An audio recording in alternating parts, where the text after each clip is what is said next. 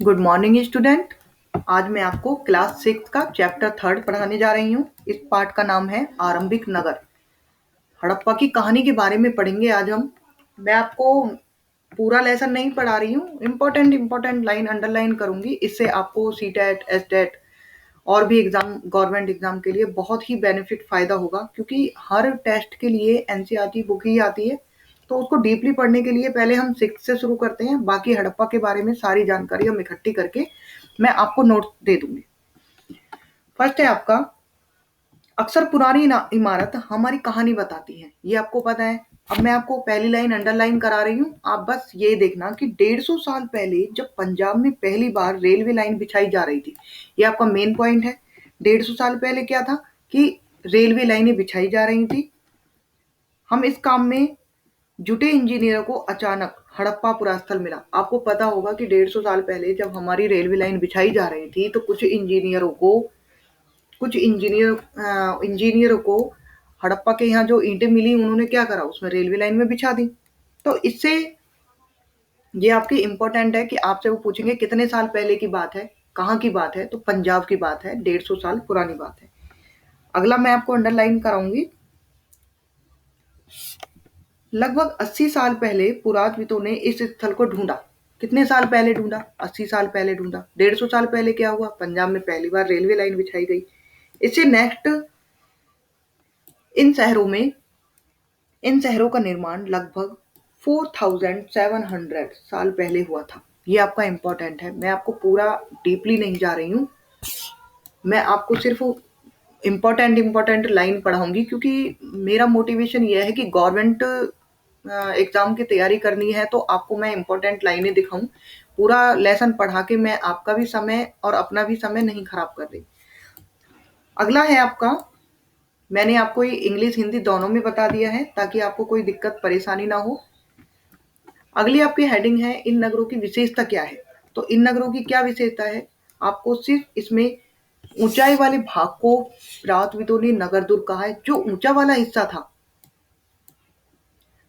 वाला हिस्सा था उसको हमने नगर दुर्ग कहा है, नीचे वाले हिस्से को निचला नगर कहा है। तो आपको ये पता होना चाहिए कि नगर दुर्ग किसे कहा गया है, निचला नगर किसे कहा गया है। आपका इस पहरे में ये इंपॉर्टेंट लाइन है। अगला है आपका, मैं आपको इंग्लिश में भी बता देती हूँ, ये आपकी इंपॉर्टेंट लाइन है ताकि आपको दोनों में भी परेशानी ना हो। पुरातत्विदों ने महान स्नानगार कहा है। किसको कहा है? नगर दुर्ग। कुछ नगरों में नगर दुर्ग में कुछ खास इमारतें बनाई गई। मिसाल के तौर पर मोहनजोदड़ो ने खास तालाब बनाया गया है, जिसे पुरातत्विदों ने क्या कहा है? महान स्नानघर। महान स्नानघर में क्या था भाई? ईंट प्लास्टर का इस्तेमाल किया था। रिसाव रोकने के लिए उन्होंने चारकोल की परत चढ़ाई थी। दोनों तरफ उतरने के लिए सीढ़ियां बनाई थी। ये तो आप कहीं भी घूमने भी जाते हो तो भी आपने देखा होगा कि भाई तालाब में कहीं भी जो हमारे स्थल होते हैं उनमें भाई दो तरफ सीढ़ियां होती है उतरने के लिए। तो ऐसे ही इन्होंने क्या कहा था कि मोहनजोदड़ो में जो खास तालाब बनाया गया था उसको क्या कहा था? महान स्नानघर कहा गया था। नेक्स्ट है आपका,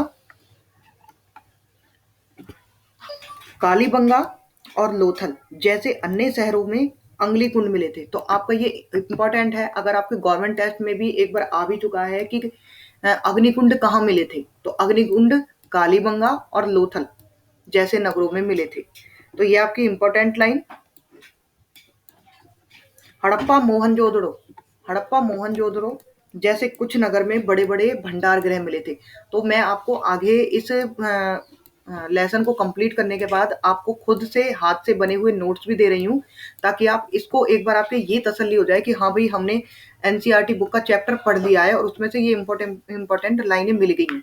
तो मैं आपको नोट्स भी बना के दे रही हूँ ताकि आप इसको ना भी पढ़ो तो आप आराम से तैयारी कर सकते हो।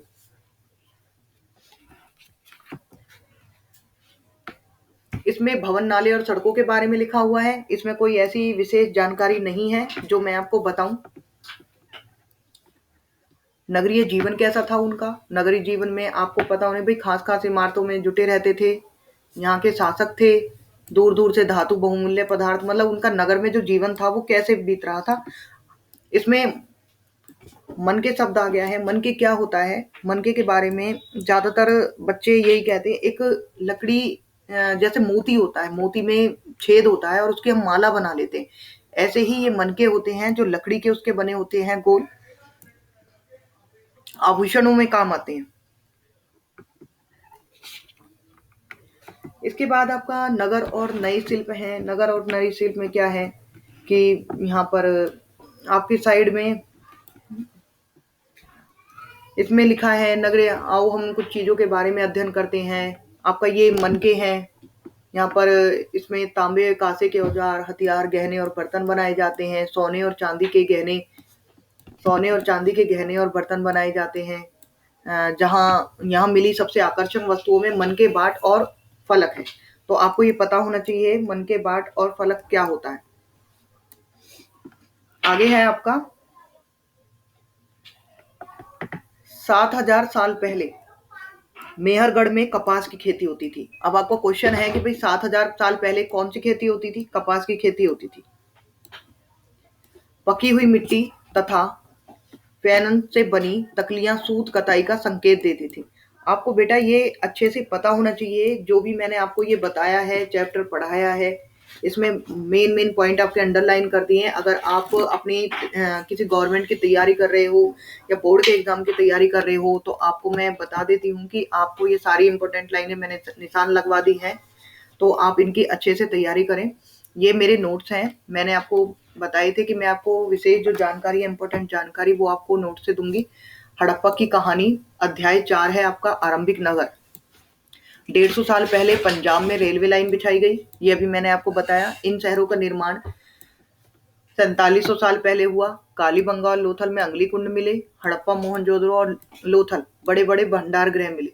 मन की क्या है, इनमें से कई कार्नियर पत्थरों के बनाए गए। 7,000 साल पहले मेहरगढ़ में कपास की खेती होती है। फेनस को एक कृत्रिम रूप से तैयार, यहाँ पे ये मिस्टेक हो गई है, यहाँ पे आप तैयार किया जाता है। हड़प्पा के लोगों तांबे का आयात राजस्थान से करते थे। आपको ये पता होना चाहिए कि हड़प्पा के लोग तांबे का आयात राजस्थान से करते थे। ये चैप्टर मैंने आपका पूरा एक नोट्स बना के दे दिए हैं और पूरा चैप्टर जो मैं आपको पढ़ाऊंगी तो सेकंड उसमें पार्ट में पूरा चैप्टर कंप्लीट करा दूंगी। पश्चिम एशियाई देश ओमान से भी तांबे का आयात करते थे। आपको पता होना चाहिए कि पश्चिम एशियाई देश ओमान से भी कहाँ से करते थे? तांबे का आयात किया करते थे। अगला है बेटा आपका कांसा बनाने के लिए तांबे का आयात। कांसे बनाने के लिए तांबे का जो आयात करते हैं, साथ मिलाई जाने वाली धातु टिन का आयात आधुनिक ईरान और अफगानिस्तान से किया जाता था। आपको ये याद होना चाहिए, जो कांसा बनाने के लिए तांबे के साथ जो धातु हम मिलाते थे, टिन का आयात जो करते थे, वो ईरान और अफगानिस्तान से होता था। सोने का आयात, आधुनिक कर्नाटक बहुमूल्य पदार्थ का आयात गुजरात, ईरान और अफगानिस्तान से किया जाता था। कक से इलाके में खादिर बेद की किनारे धोलावीरा नगर बसाया गया। गुजरात की खंबात की खाड़ी से मिलने वाली साबरमती की एक उपनदी के किनारे बसा। कौन सा नगर था? लोथल नगर था। नेक्स्ट है आपका 1921। हड़प्पा आज के पाकिस्तान में पड़ेगा। आपको पता होना चाहिए 1921 में क्या हुआ था कि दयाराम साहनी ने वहां की खुदाई करवाई थी और ये जो हड़प्पा है आज आपका पाकिस्तान में पड़ेगा। इससे ही 1921 के तुरंत बाद 1922 आ जाता है। 1922 में मोहनजोदड़ो, इनका जो खुदाई वो करवाया था, किसकी देखरेख में हुआ था? रखाल दास बनर्जी के देखरेख में हुआ था।